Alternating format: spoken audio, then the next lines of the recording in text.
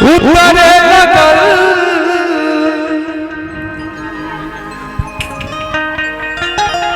कि हम कभी प्यार तोहसे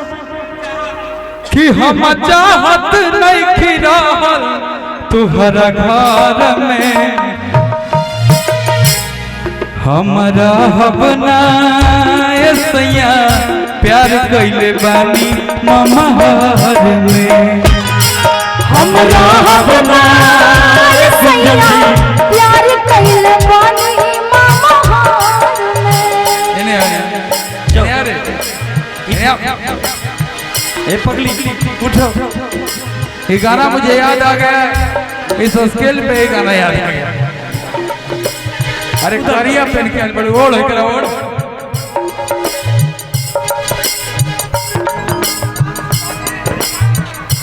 सुहाग रात के बाद बा भैया लइकवा कहा था, लइकिया कहली है कि देखा ए राजा हम आ तो गईनी है बाकी हमार दिल जान प्राण सब वही जे हमारा यरवा के पास बा नैहर में बा हमारा साथे जे करे के बा कर ला बाकी हमार दिल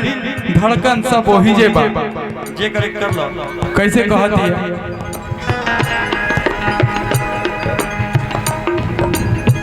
कि डोली हमार जहिया घर से चलल हमार जहिया घर से चलल मेहदी के रंग हमार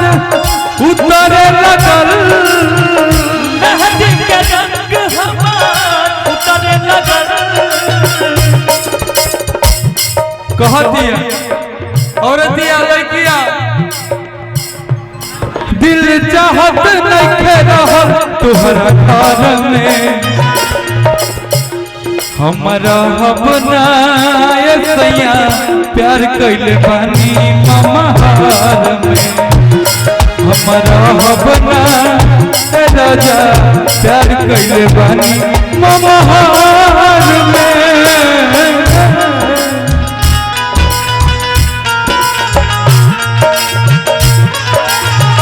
कोई किसी को न चाहे इतना मैं चाहूं तुझे हो, कोई किसी को न चाहे तू भी मुझसे प्यार करे तू भी मुझसे प्यार करे काश वो दिन भी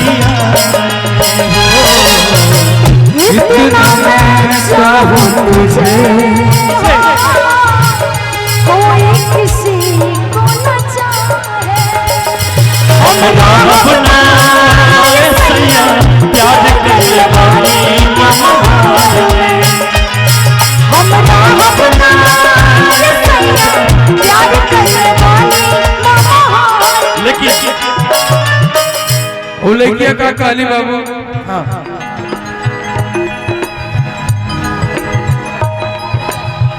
उनका के मन ले रही जान से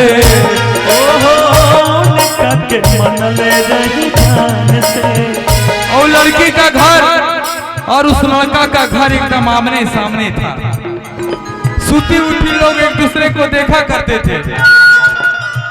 सूती उठी देखत रही ध्यान से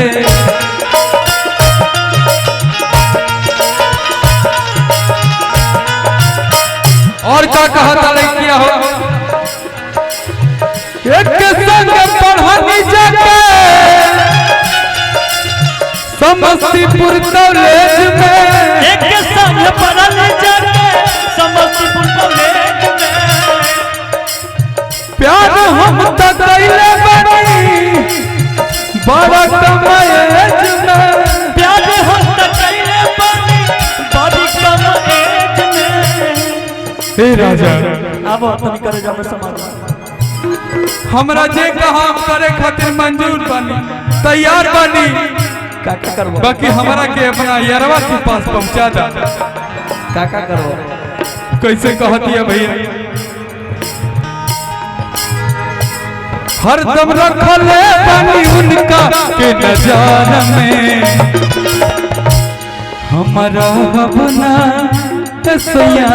प्यार कैले बानी ममहार में हमारा अपना राजा प्यार कैले बानी ममहार में हमारा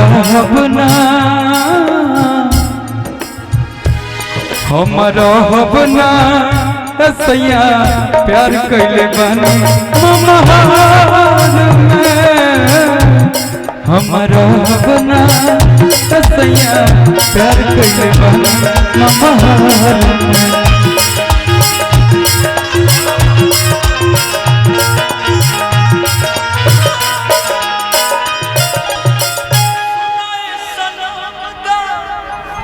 और कि ऐसे ना जा खफा होके भैया कि ऐसे ना जा खफा होके इसको ले जाइए आप। मुंह मुझसे मोड़ के हम खुद ही चले जाएंगे तेरा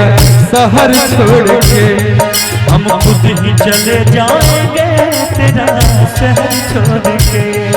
ऐसे ना जा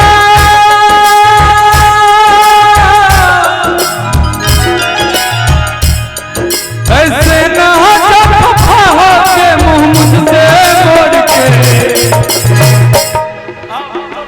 कि हम खुद ही चले जाएंगे तेरा हम खुद ही चले जाएंगे तेरा शहर छोड़ के एक बेरी मिल ली है राजपाल खनवा में एक बेर मिल ली है राजपाल खनवा में एक बेर मिल गुंजन भैया ये जो कार्यक्रम करवाया गया है उसके सबसे बड़े जो कर्णधार हैं सूत्रधार हैं आदरणीय राजीव राय और आदरणीय राकेश राय दोनों भाई को हम चाहते हैं कि एक बार मंच पर बुला लें। कहाँ है राजीव भाई? राजीव जी और राकेश भैया राकेश भैया राजीव भैया राकेश भैया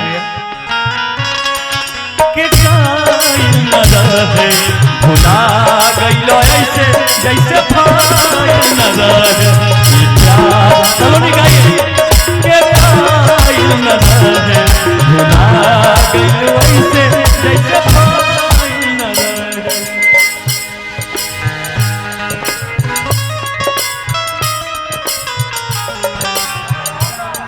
एक गाना रहे हो थोड़ा सा ऊपर आइए आप थोड़ा सा ऊपर आइए ऊपर थोड़ा हाँ भी